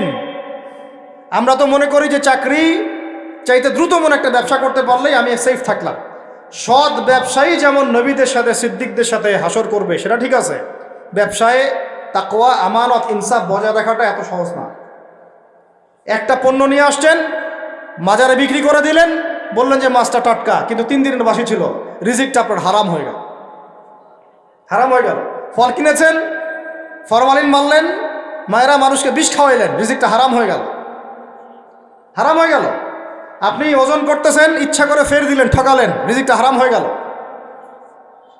আবু হানিফা রাহিমাহুল্লাহ সেই বিখ্যাত ঘটনা আপনারা জানেন কিনা? একটা কাপড়ের মধ্যে খুদ আছে, এটা সন্দেহ হয়েছিল, সবগুলো কাপড়ই তিনি বেচারা সেল করে দিয়েছেন, রাখেনি নাই, ওটা দিয়ে ক্ষতিপূরণ দিয়ে দিয়েছেন মানুষকে। কে জানে ওই টাকা আবার কোথায় চলে গেল। ওইটার জন্য যদি আমার ইবাদত কবুল না হয়, তাদের চিন্তা এমন ছিল। চিন্তা করেন তো, ব্যবসায়ী ভাইরা কিন্তু আরো বড় ক্ষতির মধ্যে আছেন। যদি মাপে কম দেন, রিজিক হারাম হয়ে যাবে। আল্লাহর কসম করে যদি মিথ্যা কসম করে পণ্য বিক্রি করেন, রিজিক হারাম হয়ে যাবে। যদি সুদি লোন নিয়ে ব্যবসা করেন, রিজিক হারাম হয়ে যাবে। সুদি লোন নিয়ে ব্যবসা করলে রিজিক হারাম হয়ে যাবে। তারপরে যদি মার্কেটে কৃত্রিম সিন্ডিকেট তৈরি করেন, রিজিক হারাম হয়ে যাবে। মার্কেটে একটা প্রাইস আছে ফিক্স করা, এই প্রাইসটাকে সিন্ডিকেট করে বাড়ায় দিলেন, রিজিক হারাম হয়ে যাবে। ইচ্ছা করে ফরমালিন মিশাইছেন, হারাম হয়ে গেল। মাপে কম দিলেন, হারাম হয়ে গেল। আল্লাহর নামে মিথ্যা কসম করলেন, হারাম হয়ে গেল। শুধু তাই না, এই ব্যবসায়ীদের, অসাধু ব্যবসায়ীদের কারণে আল্লাহর পক্ষ থেকে ওই জাতির উপর একটা আযাব নেমে আসে। এই আযাবের নাম হচ্ছে দুর্ভিক্ষ। কি আযাব বলেন? দিন আস্তে আস্তে ওইদিকে যাবে, যদি না আমরা সংশোধন হই। আল্লাহ পাক আমাদেরকে সংশোধিত হওয়ার তৌফিক দান করেন। মানে অর্থনৈতিক জীবনে আমার ওই চেতনা থাকা চাই যে আল্লাহ আমাকে দেখছেন, আমি মাপে কম দিতে পারবো না, কারণ আল্লাহ আমাকে দেখছেন। আমি সুদের টাকাটা নিতে পারবো না, পকেটে ঢুকাইতে পারবো না, কারণ বলেন আল্লাহ আমাকে দেখছেন। আমি মানুষকে মিথ্যা কথা বলে এইটা পণ্য বিক্রি করতে পারবো না, কারণ আল্লাহ আমাকে দেখছেন। বাস এই কনসিয়াসনেসটা মানুষের মধ্যে ঢুকানোর জন্যই আল্লাহ পাক এই রমজানের সওমটাকে ফরজ করেছে। আমি কি বুঝাতে পারতেছি ভাই? আচ্ছা, শেষ করে দিচ্ছি, আর লম্বা করবো না বেশি, আর দুটো চারটা পয়েন্ট আলোচনা করে শেষ করবো। শুনেন, এবার কয়টা দিক বললাম? ব্যক্তি জীবনে তাকওয়া বজায় রাখবো, বলি আমিন। শিক্ষা জীবনে তার তাকওয়া বজায় রাখবো, বলি আমিন। পারিবারিক জীবনে আমি আমার তাকওয়া ধরে রাখবো ইনশাল্লাহ, বলি আমিন। অর্থনৈতিক জীবনে আমরা তাকওয়া ধরে রাখবো ইনশাল্লাহ, বলি আমিন। আমাদের আরেকটা জীবন আছে সাংস্কৃতিক জীবন। কি জীবন? এখানে পুরা সব ইহুদি খ্রিস্টান মুশরিকদের সংস্কৃতি দিয়ে আমরা এখন চলতেছি। একটু আমার কথা মন খারাপ করে না, আজকের পর থেকে দাড়িতে হাত লাগাবো না। কেন লাগাবেন না? এটা যদি আপনি এভাবে ছিলে ফেলেন, মনে রাখবেন এটা নবীর সুন্নতকে আপনি জবাই করতেছেন। কি করতেছেন? করবেন না আপনি। এর জন্য আপনার রিজিক বন্ধ হয়ে যাবে না, রিজিক আরো বাড়বে ইনশাআল্লাহ। রিজিক আপনার বস দেয় না, রিজিক আপনার চাকরি ক্ষেত্রের বস দেয় না, রিজিক আপনার ওই এমডি স্যার দেয় না। ওই এমডি স্যারের মতো কোটি কোটি এমডি স্যারকে খাওয়ান আল্লাহ পাক। কথা বুঝতে পারেন নাই? যদি বলে দাড়ি রাখলে চাকরি হবে না, আপনি বলবেন এই চাকরির আমার দরকার নাই, আমি শশা বিক্রি করে খাবো, আমি মুদির দোকানদারি করে খাবো, আমি ছোট্ট উদ্যোক্তা হয়ে খাবো, তাও ভালো, দাড়ি তাও শেভ করবো না ইনশাআল্লাহ। যেটা পারছি কথা, আমি রিজিক আল্লাহ পাক দিবেন ইনশাআল্লাহ। তাওয়াক্কুল করেন, আল্লাহ পাক পাখিদেরকে যেমন করে খাওয়ায় আপনাকে খাওয়াবেন ইনশাআল্লাহ। খাওয়াবেন না ইনশাআল্লাহ? আমাকে বলেন, এই সমুদ্রের নিচে কত প্রাণী আছে কেউ জানে? আচ্ছা, ওদেরকে ঘুষ খাওয়া লাগে, সুদ খাওয়া লাগে, ওদেরকে আল্লাহ বিরোধী কোনো কাজ করা লাগে? কে রিজিক দেয়? এই জমিনের মধ্যে কত প্রাণী আছে? আমরা বাদ দিয়ে, মানুষকে বাদ দেন, অন্য কত মাখলুক আছে, লাখ লাখ কোটি কোটি আছে না? ওরা কি সুদ খায়, ঘুষ খায়, দুর্নীতি করে, মানুষের সম্পদ আত্মসাৎ করে? ওদেরকে কে খাওয়ায়? শুধু মানুষ আর জিন, এই দুইটা জাতি আছে যারা নিজেদেরকে মনে করে আমরাই রিজিকের মালিক। নাউজুবিল্লাহ। না মনে করলে তো আপনি ভয় করতেন না, আপনি মনে করতেছেন ভিতর থেকে যে আমি যদি এটা রাখি তাহলে আমার চাকরি চলে যাবে গা, আর চাকরি চলে গেলে আমার তো আর বউ বাচ্চা খাইতে পারবে না, মানে বউ বাচ্চার খাওয়ারের দায়িত্ব মনে হয় আপনার নিজের। মনে করেন আল্লাহ না করুক, কথার কথা, মনে করেন আল্লাহ না করুক যে বাংলাদেশে বড় কিছু হয়ে গেছে, বাংলাদেশ থেকে ধরেন 5 কোটি মানুষ নাই, গায়ে হইতে পারে না? পারে না। ওই যে যারা ওখানে 5 তলা 6 তলায় গিয়েছিল খাবার খাইতে, ওরা কি জানতো যে এরপরে এখানে পুরো মরতে হবে? জানতো? তো হঠাৎ করে আল্লাহর গজব আসতে পারে না? আর গজব ডাকার তো সব পদ্ধতি আমরা এখন অবলম্বন করে ফেলছি। গজব আসে শিরকের কারণে, শিরক দিয়ে ভর্তি হয়ে গেছে। গজব আসে হচ্ছে সুদের কারণে, সুদ দিয়ে ভর্তি হয়ে গেছে। গজব আসে হচ্ছে বেহায়াপনার কারণে, বেহায়াপনা, মানে পর্নোগ্রাফি, জেনা, ব্যভিচার, ভর্তি হয় নাই? মেয়েরা ছেলেদের পোশাক পরে হাঁটতেছে রাস্তাঘাটে, ঘুরতেছে না? হায়া লজ্জা সব উঠে গেছে। তারপরে গান বাজনা, বাদ্যযন্ত্র, এটা গজব নাজিলের কারণে বাড়ছে না? কিছু বলতে গেলে আপনাকে শাসাই দিবে উল্টা, আপনাকে শাসাই দিবে, এরকম একটা অবস্থা। তারপর একটা হচ্ছে গজব নাজিল হওয়ার, সেটা মাপে কম দেওয়া, ওই কমে সোহাইবের মতো মানুষের সম্পদ অন্যায়ভাবে ঠকায় খাইতো। এগুলো আমরা করি না? মানে শিরক, কুফরি, কেবর, অহংকার, জেনা, ব্যভিচার, মদ পান, সুদ, এগুলো আমাদের মধ্যে ছড়াই গেছে না, যায় নাই? এমনকি সমকামিতাও তো ছড়াই নাই। এখন আবার লিঙ্গ পরিবর্তন করে মানুষ ট্রান্সজেন্ডার হইতেছে, ইত্যাদি ইত্যাদি, নাউজুবিল্লাহ। আর আল্লাহ পাকের বিধান, কোরআন বাদ দিয়ে তো তাগুতি বিধান চলতেই আছে না? এগুলোতে আল্লাহ পাকের শাস্তি কত কাছে মনে হয় আপনাদের? যে কোনো সময় আসতে পারে না? ওইটাই বলছিলাম, মনে করেন যে বাংলাদেশের 5 কোটি মানুষ নাই, ভূমিকম্পে ধ্বংস হয়ে গেছে, অথবা মনে করেন গজবে ধ্বংস হয়েছে, অথবা অন্য কিছু, নাউজুবিল্লাহ। আল্লাহ পাক আমাদেরকে মাফ করেন। আমি এখন ওই 5 কোটি মানুষের পরবর্তী প্রজন্ম, মানে বাল বাচ্চা কাচ্চা যারা আছে, এদের জীবন চক্র থেমে যাবে না চলতে থাকবে? বলেন, পৃথিবীর ঘূর্ণন থেমে যাবে না চলতে থাকবে? সময় থেমে যাবে না চলতে থাকবে? তাহলে আমরা কেন চিন্তা করি যে আমরা ছাড়া আমাদের পরিবার চলবে না? হ্যাঁ, আমরা এই হারাম চাকরি না করলে আমার পরিবার খাইতে পারবে না, আমি সুদ না খাইলে আমার পরিবার চলবে না, আমি সমিতিতে নাম না লেখাইলে আমার বাল বাচ্চার বেতন দিতে পারবো না। কেন চিন্তা করি হবে? আমার কথায় কি যুক্তি আছে না নাই?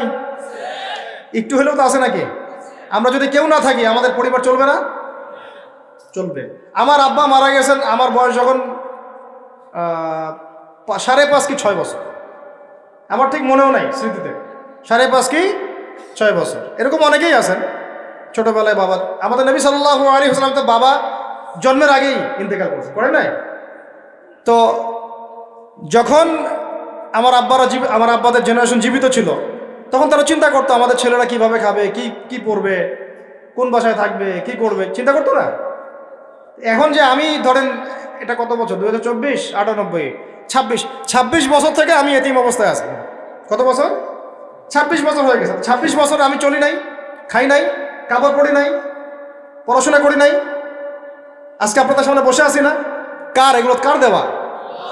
তাহলে আমাদের চিন্তাটা আগে আল্লাহমুখী করতে হবে। রমজান এই চিন্তাগুলো দেওয়ার জন্যই আসে যে আল্লাহ কনসিয়াসনেস, তাকওয়া মনের মধ্যে ঢুকানো, যে আল্লাহ আছেন আমার সাথে, আল্লাহ আমাকে দেখছেন, আমার কথা শুনছেন, আমার জীবনের সবগুলো ডিপার্টমেন্ট আমি আল্লাহ ভীতি দিয়ে ঢেলে সাজাবো ইনশাআল্লাহ। তাহলে আল্লাহ পাক বেহিসাব রিজিক দেবেন ইনশাআল্লাহ, বেহিসাব ইনশাআল্লাহ। তো যেটা বলছিলাম, আর দুটা পয়েন্ট বলে শেষ করতেছি ভাই। আমরা যে সাংস্কৃতিক অঙ্গনে যে যখন যাব, এখানে আল্লাহ ভীতির পরিচয় দেওয়া লাগবে।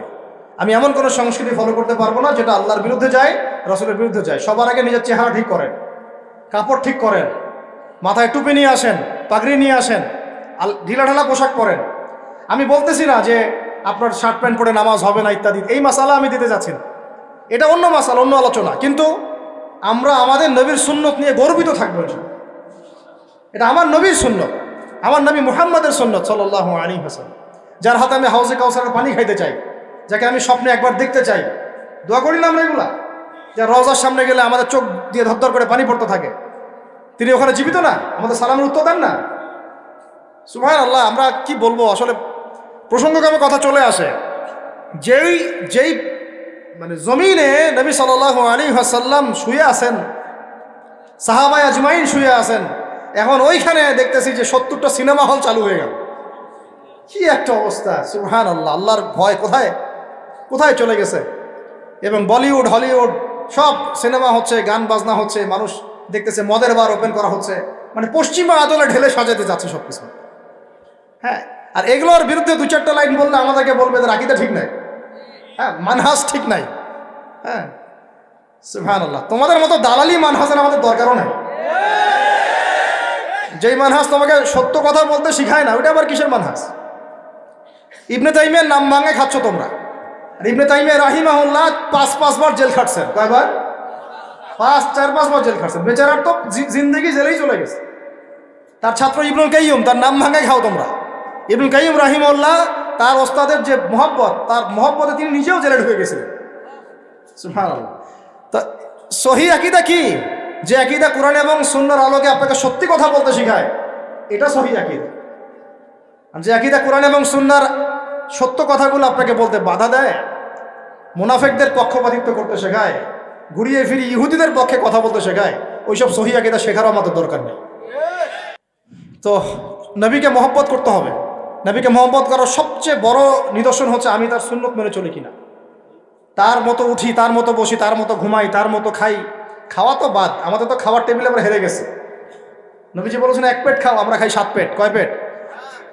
আমরা খাওয়ার টেবিলে হেরে গেছি। আমার ওস্তাদ একটা কথা বলেন, যে মুসলমান খাবার টেবিলেই হেরে যেতে পারে, এরা কোশ্চিনকালেও জিহাদের মাঠে জিততে পারবে না।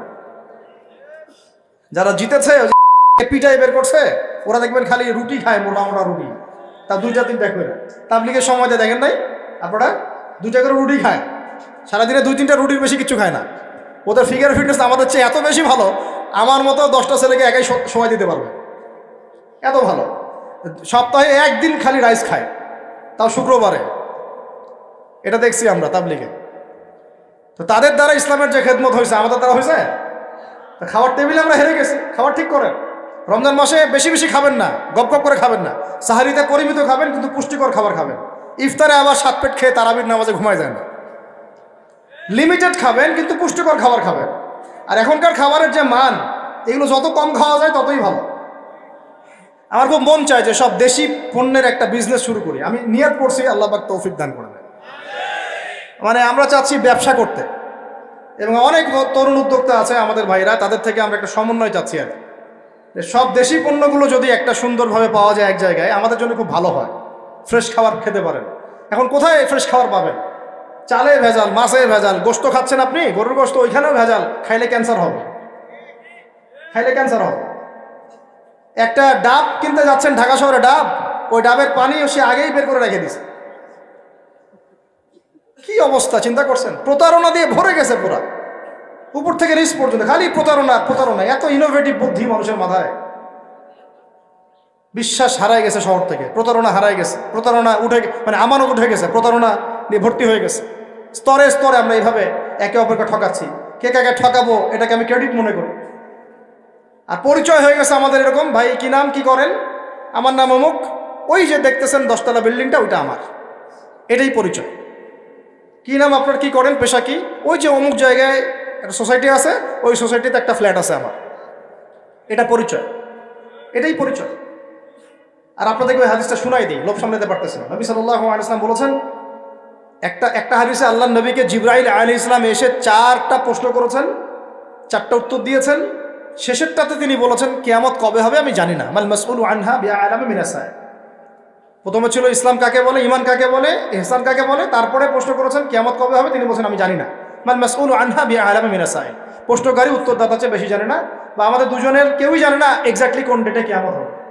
পঞ্চম প্রশ্ন তিনি করছেন আরেকবার, যে ফাখবিরনি আন আমারাতিহা, তাহলে কিছু মানে আলামত বলে দেন, কিয়ামতের কি বলে দেন, কিছু নিদর্শন বা আলামত বলে দেন। নবী সাল্লাল্লাহু আলাইহি ওয়াসাল্লাম এমন 2টা আলামত বলেছেন যার সাথে বর্তমান বিশ্বের প্রত্যেকটা বড় বড় শহর মিলে যাবে, প্রত্যেকটা বড় বড় শহর, এমনকি আমাদের ঢাকাও। নবীজি বলছেন, শুনেন সাল্লাল্লাহু আলাইহি ওয়াসাল্লাম, তিনি বলছেন আনতালিদ আলামাতু রাব্বাতুহা, যখন দেখবা যে দাসী তার মনিবকে জন্ম দিচ্ছে, দাসী তার মনিবকে জন্ম দিচ্ছে। অনেক ব্যাখ্যা হয়, ওলামায়ে কেরামের একটা ব্যাখ্যা বলা সবক শোনাই দিচ্ছি। ওলামায়ে কেরামের একটা সবক হচ্ছে আনতালিদ আলামাতু রাব্বাতুহা, দাসী তার মনিবকে জন্ম দিচ্ছে মানে শেষ জামানায় সত্য হবে মিথ্যা, মিথ্যা হবে সত্য, ন্যায় হবে অন্যায়, অন্যায় হবে ন্যায়, হক হবে বাতিল, বাতিল হবে হক। মানে আমানতদার তাকে বলবে খেয়ানতকারী, খেয়ানতকারীকে বলবে আমানতদার, মানে উল্টায় যাবে মানদণ্ডটা। এটা হচ্ছে দাসী মনিবকে জন্ম দিচ্ছে, কারণ আসলে দাসী মনিবকে জন্ম দেয় না। আরেক শ্রেণীর ওলামায়ে কেরাম তারা বলেছেন যে এর অর্থ হচ্ছে এমন যে পিতা মাতার সাথে দাস দাসীর মতো আচরণ করা হবে, এটাও একটা ব্যাখ্যা। তো এরপরে দেখেন এই আলামতটা মিলে যায় না আমাদের সোসাইটির সাথে, সমাজের সাথে, বিশ্বের সাথে, মানদণ্ড উল্টাই গেছে না? আরেকটা যেটা, এটা আপনার সামনে চোখ খুলে দিবে। দ্বিতীয়টা তিনি বলছেন ওয়ান তারাল হুফাত আল উরাত আল আলাতা রিয়াশাই ইয়াতাতাওয়ালুনা ফিল বুনিয়ান, যখন তোমরা দেখবে, ঢাকাবাসী শুনেন, যখন তোমরা দেখবা সমাজের নগ্ন পদের, মানে স্যান্ডেল কেনার টাকা ছিল না, একদমই ভোগানাঙ্গা, স্যান্ডেল কেনার টাকা, তাহলে কত মানে নিচেতে চিন্তা করেন, নগ্ন পদের নগ্ন দেহের, মানে দেহে কাপড় পরার টাকা ছিল না, অর্থ ছিল, সামর্থ্য ছিল না, এবং রাখাল ছিল, রিয়াশাই পশুপালন করতো রাখাল। এরা ইয়াতাতাওয়ালুনা ফিল বুনিয়ান, এরা উঁচু উঁচু বিল্ডিং নির্মাণ করবে না, বরং উঁচু উঁচু বিল্ডিং নির্মাণের প্রতিযোগিতা করবে। কিয়ামতের অন্যতম একটা নিদর্শন হচ্ছে যাদের পায়ে স্যান্ডেল ছিল না, গায়ে কি ছিল না, কাপড় ছিল না, রিয়াশাই রাখাল শ্রেণীর মানুষ ছিল, এরকম নিম্ন শ্রেণীর মানুষেরা উঁচু উঁচু বিল্ডিং নির্মাণের কি করবে, প্রতিযোগিতা। আপনার 10 আমার 15, আপনার 15 আমার 16, আপনার 4টা ফ্ল্যাট আমার 5টা, আপনার 2টা বাড়ি আমার গুলশান বনানী বাড়িধারা এগুলো মিলে 4টা 5টা বাড়ি। ইয়াতাতাওয়ালুনা ফিল বুনিয়ান, কিন্তু শুরুতে দেখবেন এদের পায়ে কিছুই ছিল না, স্যান্ডেলও ছিল না, গায়ে কাপড়ও ছিল না। এটা কিয়ামতের অন্যতম শ্রেষ্ঠ একটা নিদর্শন, যেটার মধ্যে পুরো এই বিশ্বটা এখন ডুবে আছে। আমি একটা প্রশ্ন করি, এখন আপনাদেরকে উত্তর দেন দেখি, কিভাবে হালাল পথে এরকম শ্রেণীর মানুষেরা এত উঁচু উঁচু বিল্ডিং নির্মাণের প্রতিযোগিতা করতে পারে? কিভাবে সম্ভব, কিভাবে সম্ভব বলেন? আপনি দুজন কি এখন 50 তলা বিল্ডিং নির্মাণের প্রতিযোগিতা করতে পারবেন এখন এই অবস্থায়? এখন আমাদের কনক্লুশন শুনেন, এটা সম্ভব 3টা মাধ্যমে। কয়টা মাধ্যম? এক, হয় অন্যের সম্পদ গুন্ডাগিরি করে, জুলুম করে, ওই যে মারামারি কাটাকাটি দাঙ্গা হাঙ্গামা করে দখল করতে হবে, জুলুম করে। এক, এটা হচ্ছে না, সমাজে হয় নাই, ভূমিদস্যু নাই, হরও দাপট দিয়ে সব দখল করে ফেলতেছে, পরকালে কোনো ভয়ই নাই, আল্লাহ পাক যে কাঁধের মধ্যে 7 তবক জমি চাপাই দিবে এটা ভয় নাই। মানে মানুষের, আল্লাহ পাক আমাদেরকে হেদায়েত দান করে না, আমিন। মানুষের চিন্তা এখন এমন জায়গায় গেছে, লাস্ট টাইম আমি উত্তরবঙ্গে একটা সফর করেছিলাম, ছেলে পেলে মানুষকে ঠকায় ভিসার প্রতারণা করে মানুষকে মানব পাচার করতেছে, এটা একটা চক্র ধরা পড়ছে। তো এই চক্রের একজনের সাথে আমাদের একদিনই ভাইয়ের কোনোভাবে একটা মানে কথা হয়েছে, দাওয়াত দিচ্ছে, সে মসজিদে নামাজ পড়তে আসছে, জিজ্ঞাসা করছে কি করেন, বলছে আমরা এরকম ভিসা টিসার এগুলো ব্যবসা করি। তো বলছে এগুলো তো হারাম, তা আপনাকে আল্লাহকে ভয় করে না, ভয় লাগে না? বুঝছেন কথা? তাদের কথাটা এরকম, আমরা জানি ভাই আমরা জাহান্নামে যাবো, নাউজুবিল্লাহ। মানে চিন্তা করছেন কথাটার লেভেলটা কি? আমরা তো জানি ভাই আমরা জাহান্নামে যাবো, মানে মেনেই নিছি আমরা, নাউজুবিল্লাহ। তো এই অবস্থায় চলে আসছে। তো এইভাবে মানুষের জমি দখল করে হতে পারে একটা পদ্ধতি। দুই হচ্ছে সুদের মাধ্যমে। কিসের মাধ্যমে? সুদের মাধ্যমে। এটা হচ্ছে একদম জাজল্যমান একটা মিসাল হতে পারে এই যুগের জন্য। এর মধ্য দিয়ে নগ্ন পদের নগ্ন দেহের মানুষরা উঁচু উঁচু বিল্ডিং নির্মাণ করতে পারে। প্রত্যেকটা বড় বড় বিল্ডিংয়ের পিছনের ইটের পিছনে পিছনে, প্লাস্টারের পিছনে পিছনে, একেবারে রডের পিছনে পিছনে সুদ আছে আর সুদ আছে। এমনকি আমি ধরেন যে একটা জায়গায় ভাড়া থাকি, ফ্ল্যাট নিয়ে একটা ভাড়া থাকি, ওই ভাড়া তো আমাকে দিতে হচ্ছে না। ওই ভাড়া হয়তো দেখা যাবে ফ্ল্যাট মালিকরা যারা আছে ওরা নিয়ে ওদের সুদের লোন শোধ করতেছে। এটা সেই যুগ হয়ে গেল যে আমি সুদ থেকে বাঁচতে চাচ্ছি, কিন্তু কোনো না কোনোভাবে আমিও জড়াই যাচ্ছি। বুঝাতে পারতেছেন না মনে হয়? আপনি খাচ্ছেন না, কিন্তু আপনাকে আপনার রিজিককে পুঁজি করে আপনি সমর্থন করতেছেন, বা আপনাকে করতে হচ্ছে, বাধ্য হয়ে যাচ্ছেন আপনি। আর একটা ওয়ে হতে পারে, সেটা হলো, একটা কি হতে পারে বলেন? আমি তো একটা বলে দিলাম, একটা বললাম অন্যায় দুর্নীতির মাধ্যমে, একটা হচ্ছে কি সুদের মাধ্যমে, একটা হচ্ছে জুলুমের মাধ্যমে। কিসের মাধ্যমে? জুলুমের মাধ্যমে অন্যের সম্পদ আত্মসাৎ করে উঁচু উঁচু বিল্ডিং নির্মাণ করা সম্ভব। তাহলে এখন আমাকে বলেন, এই পুরো সিচুয়েশনের মধ্যে আমরা পড়ে আসি না নাই? তাহলে আমরা কি আমাদের একটু রমজান মাসে নিজেদের নিয়ে ফিকির করা উচিত না, যে আমরা যে পরিস্থিতির মধ্যে আছি এটাকে বোঝার চেষ্টা করা উচিত। এরপরে যে পাপগুলো চারপাশে চলতেছে এগুলোতে ভয় পাওয়া উচিত। কোন দিন না আল্লাহর গজব নেমে আসে, এখান থেকে নিজে থেকে বাঁচিয়ে রাখা উচিত, মানে সর্বোচ্চ চেষ্টা করা উচিত দূরে থাকা, এবং একই সাথে এগুলোকে সংশোধনের জন্য ফিকির করা উচিত। এই সংশোধন একা একা হবে না, এই সংশোধনের জন্য দরকার ব্যক্তিগত উদ্যোগ, ওলামায়ে কেরামের পদক্ষেপ, তাদের ঐক্য, মসজিদ মাদ্রাসার ভূমিকা, সর্বোপরি রাষ্ট্রশক্তির একটা ভূমিকার দরকার আছে। আমি বুঝাই একটা জিনিস আপনাকে। এই যে জুব্বাটা আমি পরে আছি, এটা মনে করেন আপনি হাতে তৈরি করেন, হাতে হাতে তৈরি করেন। যে টেইলার আছে না আমাদের, হাতে হাতে তৈরি করেন পাঞ্জাবি। আর আপনার একটা জুব্বা তৈরি করার ফ্যাক্টরি আছে, উৎপাদন কোনটার বেশি হবে বলেন? যে হাতে হাতে তৈরি করে ও বেশি উৎপাদন করতে পারবে, না যে ফ্যাক্টরি দিয়েছে সে বেশি উৎপাদন করতে পারবে? ইসলামী রাষ্ট্র হচ্ছে এরকম একটা ফ্যাক্টরি, যেটা চাইলে অনেক অনেক বেশি ভালো ভালো প্রোডাক্ট জনগণকে খুব দ্রুত সময় দিতে পারে। আমি দাওয়া দিয়ে যতটুকু ইসলাম এবং সংশোধন করতে পারবো, একজন ওমরের মতো রাষ্ট্রপ্রধান চাইলে পুরো সমাজটাকে অনেক সহজেই সংস্কার করতে পারবেন।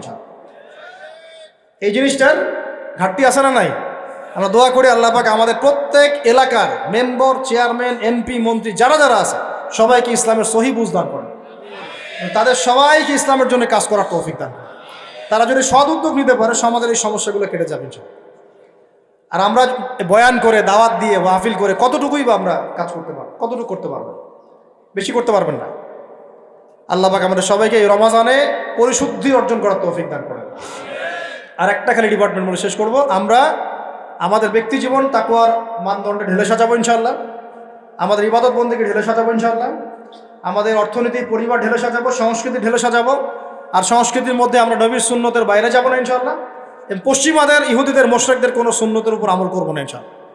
তাহলে ঘরে ঘরে কি এখন গান বাজনা বাজবে? তা বন্ধ করবেন।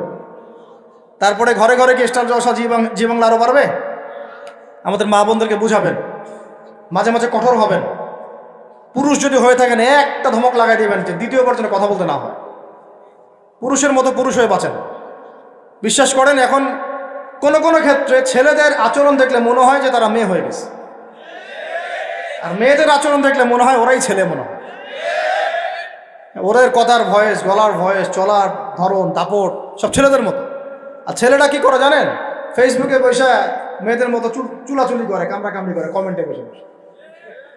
মাঠে এসে লড়তে পারে না, কিন্তু মাঠে লড়তে পারবে না, সামনাসামনি আসতে পারবে না। ও ফেসবুকে শেষ, ওইখানে একেবারে গালি গালাস করে ধুয়ে রেখে দিতে চাই।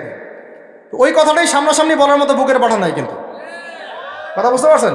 তা আমাদের ছেলেদের গায়রত ব্যক্তিত্ব ছেলেদের মতো হওয়া উচিত। পরিবারটা আমরা কন্ট্রোল করবো ইনশাআল্লাহ।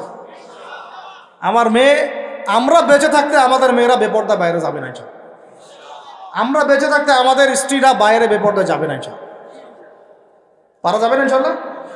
আর মা এবং বাবাদের প্রতি কঠোর হওয়া যাবে না। অনেক পরিবারে মা বাবা কথা শোনে না, আমরা জানি, তখন তাদেরকে বোঝাতে হবে, দাওয়াত দিতে হবে।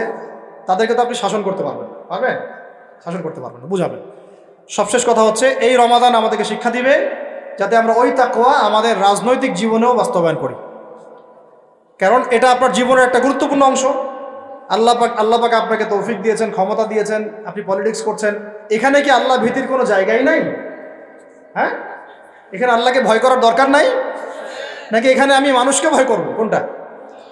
আমি কি এখানে চাইলে একটা মানুষের ক্ষতি করে দিতে পারি, একটা মিথ্যা মামলা ধরা দিতে পারি?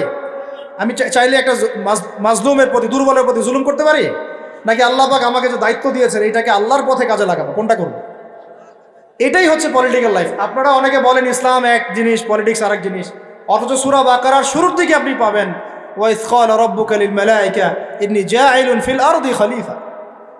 আদম আলাইহিস সালামকে আল্লাহ পাক দুনিয়াতে পাঠিয়েছেন আল্লাহর কি হিসেবে? খলিফা হিসেবে। খলিফা কে? যে আল্লাহর খেলাফা বাস্তবায়ন করে সে। আল্লাহর খেলাফা কি? আল্লাহর বিধান অনুযায়ী সমাজ চালানোই হচ্ছে আল্লাহর খেলাফা। বুঝাতে পারলাম না? আদম আলাইহিস সালাম কি হিসেবে এসেছেন? উত্তর, খলিফা হিসেবে। খলিফা কাকে বলে? যে আল্লাহর খিলাফা বাস্তবায়ন করে। আল্লাহর খিলাফা কি? আল্লাহর বিধান দিয়ে আল্লাহর জমিন শাসন করা, এটাই খিলাফা। তাহলে ইসলামে পলিটিক্স নাই? শুরুতেই তো পলিটিক্যাল কনসেপ্ট পাচ্ছেন আপনি। আমরা সবাই আল্লাহর খলিফা নই? আমরা সবাইকে আল্লাহর খলিফা না? আল্লাহর খলিফা হিসেবে আমাদের দায়িত্ব কি? শয়তানের বিধান বাস্তবায়ন করা না আল্লাহর বিধান বাস্তবায়ন করা? এটা হলো আমাদের পলিটিক্যাল হেদায়েত কোরআন থেকে। আল্লাহ রাব্বুল আলামিন আমাদের সবাইকে কথাগুলো বোঝার তৌফিক দান করুন। শেষ করার আগে আমরা একটু নিয়াত করি, এই রমাদানে ইনশাআল্লাহ আমরা সময়কে সর্বোচ্চ মূল্যায়ন করব ইনশাআল্লাহ। 1, 2 নাম্বার, মানসিক, শারীরিক, আত্মিক প্রস্তুতি নিব যে রমাদান আসতেছে, একটা গোল্ডেন অপরচুনিটি আমার সামনে আসতেছে ইনশাআল্লাহ। 3 নাম্বার, এই রমজানে আমার প্রধান পাঠ্য বই হবে আল কোরআন, কারণ শাহরু রমাদানাল্লাযী উনজিলা ফীহিল কোরআন। এই রমাদান সেই মাস যে মাসে কি নাজিল হয়েছে? কোরআন নাজিল হয়েছে। তো আল্লাহ পাক আমাদের সবাইকে রমজান মাসে বেশি বেশি কোরআন তেলাওয়াত করার তৌফিক দান করেন, কোরআনের অর্থ পড়ার তৌফিক দান করেন, এর আদেশ মানার তৌফিক দান করেন, এর নিষেধ ছাড়ার তৌফিক দান করেন, কোরআনের দাওয়াত মানুষের কাছে পৌঁছানোর তৌফিক দান করেন এবং কোরআনের সমাজ বাস্তবায়নের তৌফিক দান করেন। 4 নাম্বার হচ্ছে, রমাদান মাসে আমরা একেবারে ভরপেট খাবো না ভাই, ঠিক আছে ভাই? নিয়াত করলাম তো ইনশাল্লাহ। পুষ্টিকর খাবার, পরিমিত খাবার এবং ফ্রেশ খাবার। পুষ্টিকর খাবার, পরিমিত খাবার এবং ফ্রেশ খাবার। এর বাইরে গেলে আপনি ফিজিক্যালি দুর্বল হয়ে যাবেন, যে আমরা দুর্বল হয়ে গেছি এখন এই ভেজাল খাইতে খাইতে। প্রতিদিন আমরা বিষ খাচ্ছি, বিষ। কেমনে যে আমরা বাইচে আছি আল্লাহই ভালো জানে, সিরিয়াসলি বলতেছি। খাবারের যে অবস্থা, কেমনে যে আমরা বাইচে আছি আল্লাহই ভালো জানে। এই অধিদপ্তরগুলো যারা নিয়ন্ত্রণ করেন, তারা যদি আইনের সুশাসন নিশ্চিত করতে পারতেন, মোবাইল কোর্ট বসায় বসায় ওমরের মতো শাস্তি দিতে পারতেন, কারো সাহস ছিল না খাবারে ভেজাল ঢুকায়। জাতিকে মেরে ফেলতেছে, তো জাতিকে মেরে ফেলতেছে, ছেলে বাচ্চাদেরকে মেরে ফেলতেছে, বাচ্চাদের ব্রেন ডেভেলপমেন্ট হতে দিচ্ছে না। আমি তো প্যারেন্টিং নিয়ে পড়াশোনা করেছি অনেক, বাচ্চাদের ব্রেন ডেভেলপমেন্ট হতে দিচ্ছে না। খাদ্যে বাচ্চাকে কি কিনে দেন? চিপস কিনে দেন, চকলেট কিনে দেন, এইটা কিনে দেন, সবই বিষ, বিষাক্ত জিনিস, সব বিষাক্ত। আমরা কি খাই? ফাস্টফুড, পিৎজা, বার্গার, রাস্তাঘাটে সব বিষাক্ত জিনিস। চাল, ডাল, তেল, লবণ যা যা খাচ্ছেন, মশলা, এর মধ্যে দেখবেন মিশাই দিছে ইটের গুঁড়া, ভুসি। এটা নিয়ে আমি আলাদিন কথা বলবো ইনশাআল্লাহ, অর্থনীতি নিয়ে। মানে এমন একটা অবস্থা যে নতুন করে ইসলামী অর্থনীতি প্রতিষ্ঠা করতে হবে এখন মনে হচ্ছে। আপনারা ব্যবসা করার নিয়াত করেন, হালাল পণ্যের ব্যবসা করেন, মানুষকে ভালো কিছু খাওয়ান, ভালো কিছু দেন, দেখবেন জাতি বাঁচবে ইনশাআল্লাহ এবং আপনারও কাস্টমার বাড়বে ইনশাআল্লাহ। কারণ আমরা সবাই ফ্রেশটাই তো চাই, 10 টাকা বেশি দিয়ে হইলেও সেটাই কিনবো ইনশাআল্লাহ। আল্লাহ পাক আমাদেরকে রমজান মাসে পরিমিত খাবার তৌফিক দান করেন, পুষ্টিকর খাবার খাওয়ার তৌফিক দান করেন এবং বেহিসাব রিজিক দান করেন। আমি 5 নম্বর হচ্ছে, রমজানে আমরা তারাবি সালাত জামাতে পড়বো ইনশাআল্লাহ। রাকাত সংখ্যা নিয়ে গন্ডগোল হবে তো জানি, আমাদের কথা আমরা বলে দিচ্ছি। তারাবির নামাজ 1 নম্বর জামাতে পড়বো, 2 নম্বর 20 রাকাত পড়বো। কেউ যদি বলে আমি কম পড়ি, বলবেন ওকে পড়েন, কোনো সমস্যা নেই, আপনি পড়েন, কোনো সমস্যা নেই। কেউ যদি বলে আমি আরও বেশি পড়ি, পড়েন, সমস্যা নেই, 40 রাকাত পড়েন আপনি, কোনো সমস্যা নেই। আমরা 20 রাকাত পড়ি, জামাতে পড়ি। কিন্তু সমস্যা তখন হবে যখন আপনি বলবেন আমাদের 20 টাকারটা বেদাত। যদি এই কথাটা বলেন তাহলে সমস্যা হবে, তখন আমাদের সাথে মাদ্রাসায় বসতে হবে। আর আমি তো বলছি মাদ্রাসায় এরা বসবে না, কোথায় বসতে চায়? অনলাইনে। অনলাইনে তো আর আপনি বই খুলে এগুলো ধরাইতে পারবেন না। মাদ্রাসায় বসলে তো কিতাবাদি ধরাইতে পারবেন। রেফারেন্স দিচ্ছে যে বইগুলার, ওই বইগুলা খালি পিছনে থাকবে, বলতে হবে খুঁজে নিয়ে আসেন বইটা কোথায় আছে, ব্যাস কুল্লু খেলা, আর কিছু করা লাগবে না। তো যাই হোক, ওইদিকে আমরা যাচ্ছি না। আল্লাহ পাক আমাদের সহি বুঝ দান করেন। আমরা আমাদের মাসলাকে আছি, জামাতে সালাত পড়বো ইনশাল্লাহ, তারাবি সালাত, খতমে কোরআন পড়বো ইনশাল্লাহ, এবং চেষ্টা করবো 20 রাকাত পড়ার ইনশাল্লাহ। কেউ যদি বলে এটা বেদাত, তখন আমাদের সাথে বসাই দিবেন, ওলামা কেরামের সাথে বসাই দিবেন। মনে রাখবেন, উসমান রাদিয়াল্লাহু আনহু যদি 2টা আজান দিতে পারেন জুমার, আমি আবু তো আদনানে দিতে কোনো সমস্যা নেই। ওমর ইবনে খাত্তাব যদি 20 টাকা তারাবি পড়তে পারেন নিজে, আমার মতো হাজার হাজার মানুষের পড়তে কোনো সমস্যা নেই।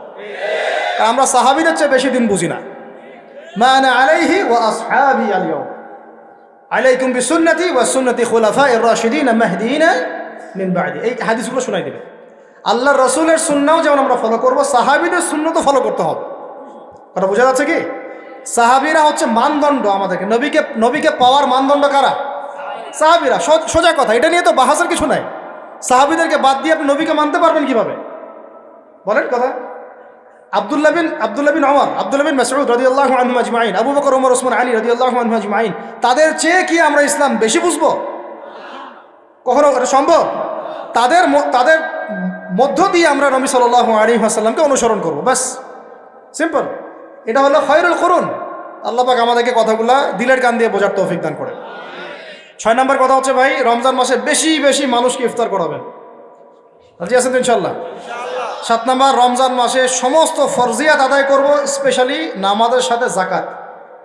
নামাজের সাথে, ওই যে ব্যবসায়ীদের কথা তো বলছিলাম, বহু ব্যবসায়ী আছেন আপনারা, মিলসের মালিক, ফ্যাক্টরির মালিক, ইন্ডাস্ট্রির মালিক, যাকাত দেন না। হিসাব করে বের করেন যাকাত কত টাকা। একজনের যাকাত দিয়ে একটা গ্রামের মানুষকে খাওয়ানো যাবে? এই যাকাত না দিয়ে কবরে যায় না আল্লাহর ওয়াস্তে। সাপ ঠকাবে, সাপ। কি ঠকাবে? গলায় যে সাপ পেঁচাই দিবে আল্লাহ পাক। সূরা তাওবায় আছে, আমি এমনি বলছি না। সূরা তাওবায় না, নাকি অন্য একটা ভুলে গেল। এই রেফারেন্সটা ভুল হতে পারে, আমি পরে চেক করে দেখবো ইনশাআল্লাহ। সূরা তাওবায় আছে, এই সম্পদগুলোকে গলানো হবে। কি করা হবে? গলানো হবে। গলায়, যে মুখে, পিঠে, গায়ে, সব জায়গায় শেক দেওয়া হবে।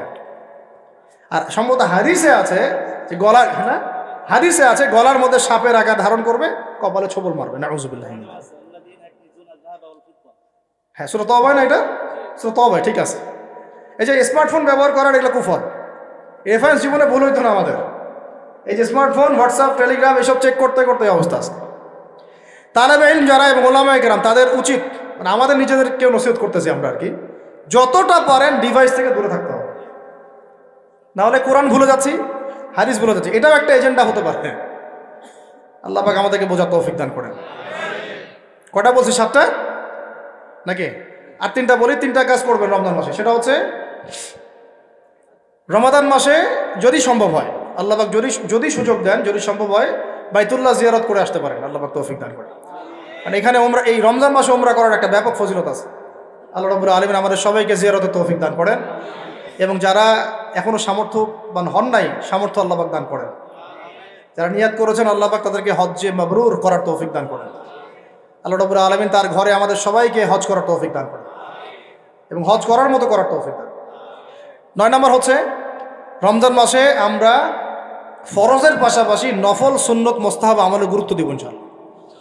শুধু ফরজের উপর থাকবো এটা না, নফল, সুন্নত, মোস্তাহাব বেশি বেশি বাড়াই দিব ইনশাআল্লাহ। প্রত্যেকটা কাজ করার আগে দেখবো সুন্নাহ মাফিক হচ্ছে কিনা। এই কাজগুলোর শক্ত করে ধরার জন্য রমজান হচ্ছে শ্রেষ্ঠ মৌসুম। আল্লাহ পাক তৌফিক দান করেন, আমিন।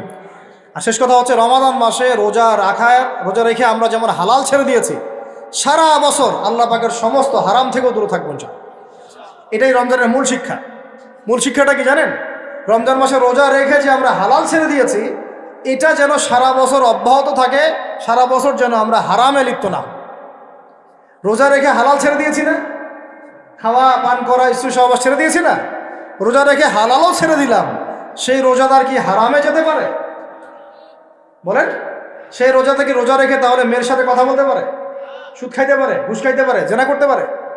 যেহেতু রোজা রেখে আমরা এগুলো করছি না, এই শিক্ষাটাকে আমরা যেন সারা বছর ধরে রাখতে পারি, আল্লাহ পাক এই তৌফিক আমাদের সবাইকে দান করেন। আল্লাহ রাব্বুল আলামিন আমাদের সবাইকে আসন্ন রমাজানের সুস্থতার সাথে এই কাজগুলো করার তৌফিক দান করেন। রমজানের যে মূল শিক্ষা লাআল্লাকুম তাত্তাকুন, এই তাকওয়াকে জীবনের সর্বক্ষেত্রে বাস্তবায়ন করার তৌফিক দান করেন। আল্লাহ পাক উলামায়ে কেরামদেরকে দীর্ঘ নেক হায়াত দারাজ করেন এবং আমাদের জাতির মধ্যে আল্লাহ পাক শান্তি শৃঙ্খলা দান করেন। আল্লাহ পাক আমাদেরকে ওমরের মতো শাসক দান করেন। আল্লাহ পাক আমাদের ব্যবসায়ীদের মধ্যে সৎ ব্যবসায়ী দান করেন। আল্লাহ পাক আমাদেরকে ইসলামী সংস্কৃতি মেনে চলার তৌফিক দান করেন। প্রত্যেকটা পরিবারকে আল্লাহ পাক জান্নাতি পরিবার বানায় দেন। আল্লাহ পাক আমাদের শিক্ষাক্ষেত্রে আমাদের যে সমস্যাগুলো হচ্ছে এগুলোকে সমাধান করার তৌফিক দান করেন এবং কোরআন এবং সুন্নাহ ভিত্তিক শিক্ষা অর্জন করার তৌফিক দান করেন।